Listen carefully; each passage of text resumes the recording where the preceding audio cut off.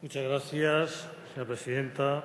Señorías, estamos en el punto final del trámite parlamentario de esta iniciativa legislativa denominada racionalización del sector público y otras medidas de reforma administrativa. Y en el turno de posición de grupos, desde Amaiur, queremos decir que vamos a votar en contra de esta ley. Y vamos a votar en contra de esta ley por dos razones fundamentales. En primer lugar, porque, como dice el propio Consejo de Estado, el título de racionalización del sector público y otras medidas de reforma administrativa tiene muy poco que ver con el contenido de la ley. Es decir, hay una discordancia total, porque realmente no estamos hablando de racionalización del sector público ni de reforma administrativa. Al final, ustedes lo que están haciendo, siguiendo la hoja de ruta de su Gobierno desde el principio de la legislatura, es avanzar en el proceso de recentralización y de desmontaje del Estado de Bienestar. Y detrás de ese título pomposo, ante el que nadie puede negarse, ¿no? Es decir, ¿quién va a decir que no a la racionalización del sector público o a la necesidad de la reforma administrativa, ¿no? Son unas bonitas palabras pero que no tienen contenido, porque al final, insisto, detrás de esta ley no hay medidas concretas de eficiencia o eficacia en el gasto, no se están simplificando procedimientos realmente de forma significativa, no se están eliminando costes superfluos, los costes que se ponen como ejemplo son realmente simbólicos y no se va a las raíces de los problemas, no se están suprimiendo entes innecesarios, se suprimen unos pocos que realmente hasta se puede decir que son innecesarios el suprimirlos porque no aportan nada a la reducción del gasto público o a la racionalización del sector público, ¿no? En definitiva, como dice el propio Consejo de Estado, ¿no?, ustedes lo que están haciendo es liquidar una serie de entes relacionados, por ejemplo, con los servicios sociales. Y al final estamos en un proceso de recentralización del Estado, dando la espalda a la realidad plurinacional de este Estado. Y desde el punto de vista de Amaiur y desde el punto de vista de nuestro país, de Euskal Herria, no tiene ningún sentido esta ley. Es decir, esta ley va en contra de la voluntad de la mayoría de la ciudadanía de Euskal Herria, tanto la Comunidad Autónoma Vasca como la Comunidad Foral de Navarra, ¿no? Y al mismo tiempo ustedes siguen en esa línea de desmontar el Estado de Bienestar, de promover la externalización y la privatización de todos los entes, de todas las organizaciones que trabajan en el ámbito de los servicios sociales. Y al final están privando a la ciudadanía de la asistencia necesaria en el ámbito social. Y eso nos parece que es algo grave, ¿no? Y además, como le decía antes, cogen temas incluso hasta simbólicos, ¿no? Es decir, ese intento de hacer desaparecer en la práctica las federaciones deportivas de ámbito territorial. Es decir, ustedes me pueden decir en qué contribuye eso a reducir el gasto público, en qué contribuye eso a facilitar el acceso al deporte de la ciudadanía en cada uno de sus ámbitos. En nada. En todo caso, lo que dificulta es la participación de los ciudadanos y ciudadanas, sobre todo en lo que es el deporte base, en aquello que no es el deporte negocio, en las actividades deportivas. Por lo tanto, ahí prima otra vez su visión centralista, su visión de un Estado que niega la realidad, ¿no?, la realidad plurinacional y la realidad de existencias de ámbitos de decisión diferentes, ¿no? Ustedes también aprovechan esta ley pues, para invadir competencias. Es decir, invadir competencias de comunidades autónomas, ¿no?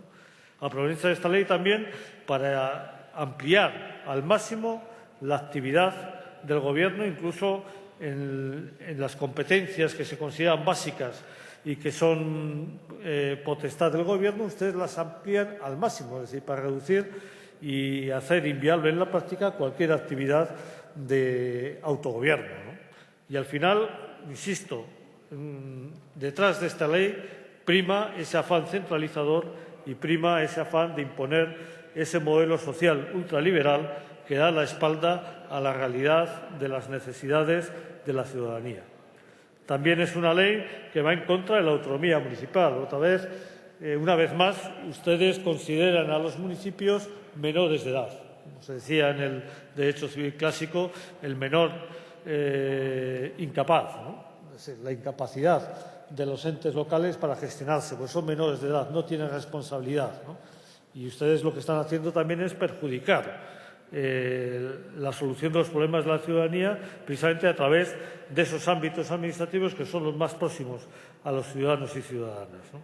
Por lo tanto, también es otro de los elementos que a nosotros nos hace estar en contra de esta ley, ¿no? Porque al final esta ley, desde el punto de vista de Euskal Herria, lo que hace es negar, ¿no? Negar la realidad del autogobierno vasco, negar la realidad de la mayoría social y política de Euskal Herria, que reclama otro modelo de organización administrativa, de organización pública y, desde luego, otro modelo de sociedad.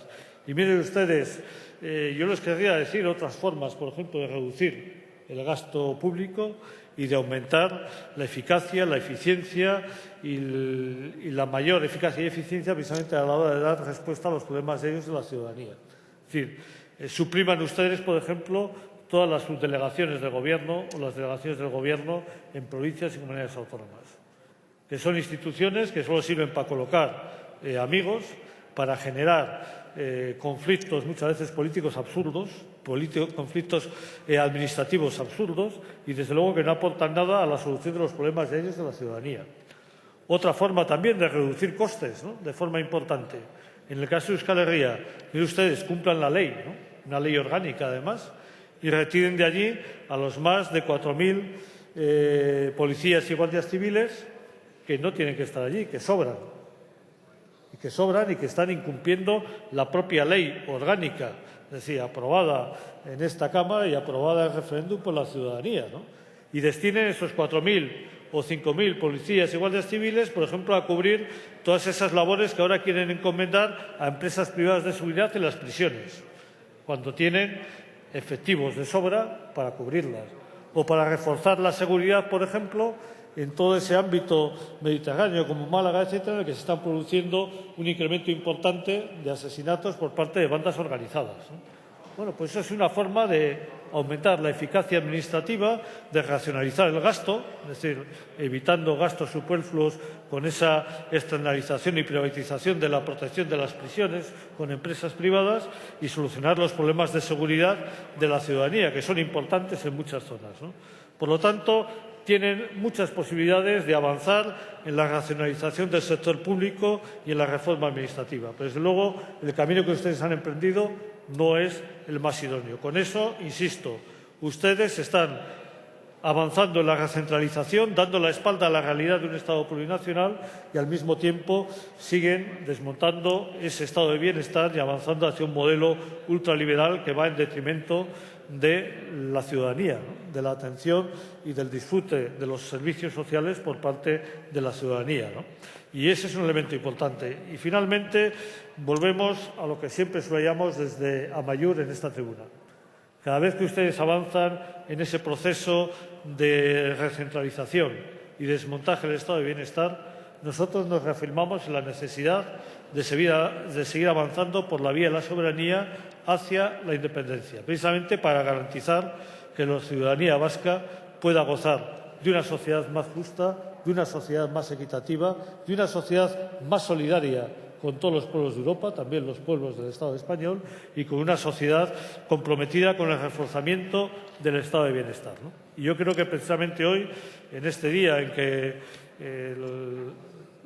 el pueblo de Cataluña celebra la Diada, creo que es un día también importante para volver a reclamar el respeto a la voluntad de las ciudadanías de las naciones sin Estado que ahora mismo hay en el Estado español y el respeto al derecho a decidir de esa ciudadanía, del pueblo de Cataluña, del pueblo de Euskal Herria, del pueblo de Galicia. Muchas gracias, señora presidenta. Gracias, señor Larreina.